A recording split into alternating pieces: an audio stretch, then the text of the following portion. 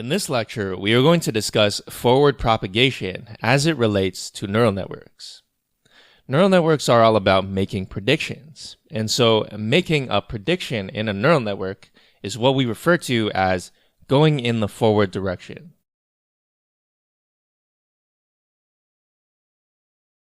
Previously, we looked at logistic regression and how this might be seen as a computer simulation of a neuron. Well, let's consider an interesting scenario. Here we have one neuron. But let's say these same inputs propagate to another output. Now we have two neurons. Each of them could be calculating something different given the same inputs. If you want a sort of real-world analogy of that, suppose we're looking at a face. One neuron might be looking for the presence of an eye, and another might be looking for the presence of a nose. In other words, different neurons are finding different features from the input.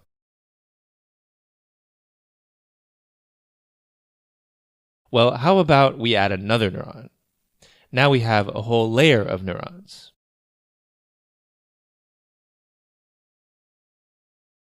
The key insight in deep learning, made decades ago by researchers such as Geoffrey Hinton, was that we could stack more neurons on top of the existing neurons.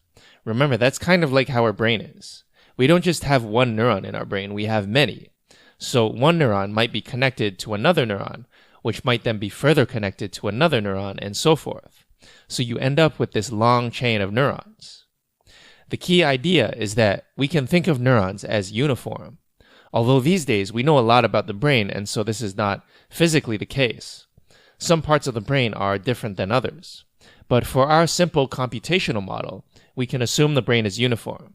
There's no difference between a neuron in one part of the brain compared to another part. As you might expect, we can just keep doing this, so we have one layer going to another layer, going to another layer, and so on.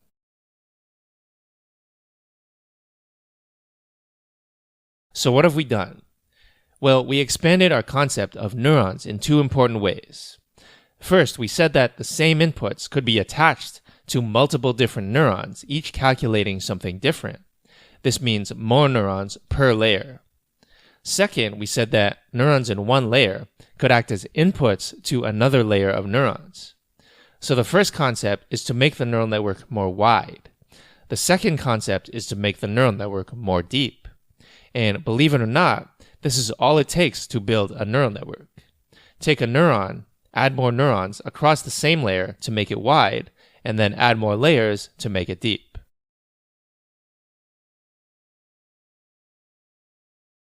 Previously, we looked at the equation for a line, and that became our model. So if you recall, that was ax plus b. We then said, in order to make this into a neuron, we're going to have multiple inputs and multiple weights. We're also going to attach a sigmoid at the end in order to map the output to a value between a 0 and 1, representing something like the probability of an action potential. That became the sigmoid of W transpose X plus B. The next question to consider is, what should we do if we have multiple neurons per layer?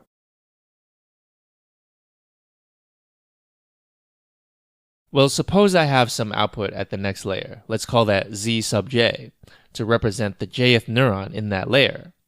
Then Z sub j would just be the sigmoid of W sub j transpose X plus B sub j.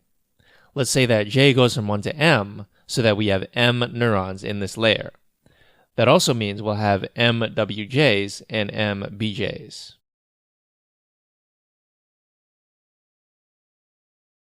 It turns out that we can make this calculation more efficient. If we consider z to be a vector of neuron values instead of just a scalar, then we can write this more compactly. Now, you might find this a little confusing if you're not used to working with matrices and functions of matrices. So we have to clarify a few things. First, z is a vector of size m. X is, as before, a vector of size d. Or equivalently, you can think of z as a column vector of size m by 1, and x to be a column vector of size d by 1. In order to make this a valid matrix multiplication, we have the following.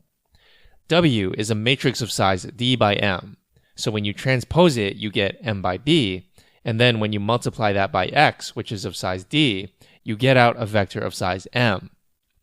In order to add the bias term b, it is also a vector of size m.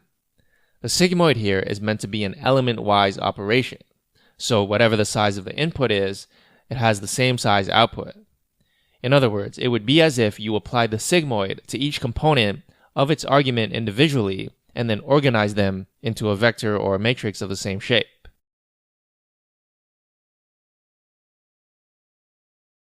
Using these concepts, let's think about how we might mathematically express going from the input to the output of a neural network.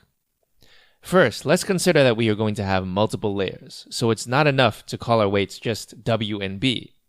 Instead, we're going to give them indices. So let's say W superscript 1 and B superscript 1 are the weight and bias of the first layer. W superscript 2 and B superscript 2 are the weight and bias of the second layer, and so forth. Z superscript 1 will be the output of the first layer, Z superscript 2 will be the output of the second layer, and so forth. Now, there are two things to notice about the final layer here. First, you'll notice that I've used the capital letter L to denote the total number of layers.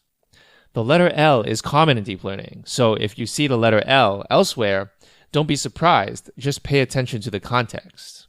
In this context, we mean the number of layers. And of course, the input to the last layer will be the output of the second last layer. So we have this nice repeating pattern at each layer. Each layer is just the same equation over and over again. So that's what we mean when we say the neural network is uniform. The second thing to notice is that for now, we'll assume that we are still doing binary classification. Therefore, the final sigmoid maps the output of the neural network to be a single number between a 0 and 1. You can imagine that if we are doing regression, we would not want to have the sigmoid there.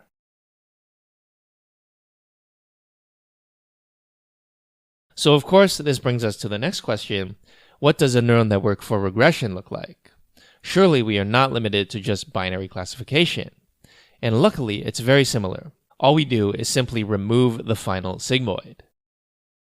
One interesting thing we can see from this, if we look at only the final layer here, is that it appears just to be regular old linear regression.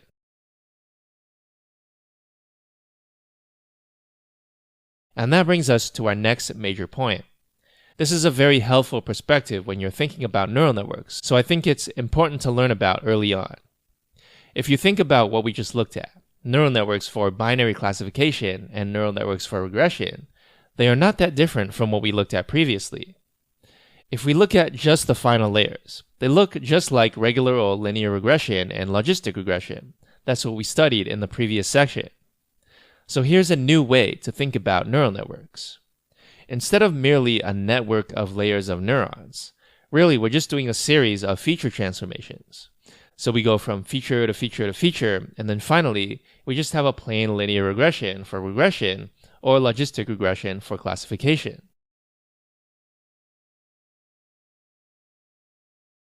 Using these uniform layers, researchers noticed that neural networks were able to learn hierarchies of features. Each layer seemed to be learning something more complex than the last. And this was the motivation for making neural networks deep. And that's why this field is called deep learning. One of my favorite examples of this is with facial recognition networks. By visualizing what each layer has learned, researchers found that the initial layers just learned some basic lines and strokes. And in the middle, the neural network started to learn about specific features of faces, such as eyes, nose, mouth, and so on. Finally, at the final layers, the neural network started to see entire faces. In other words, neural networks are able to break down a problem into smaller subproblems, or in other words, a hierarchy.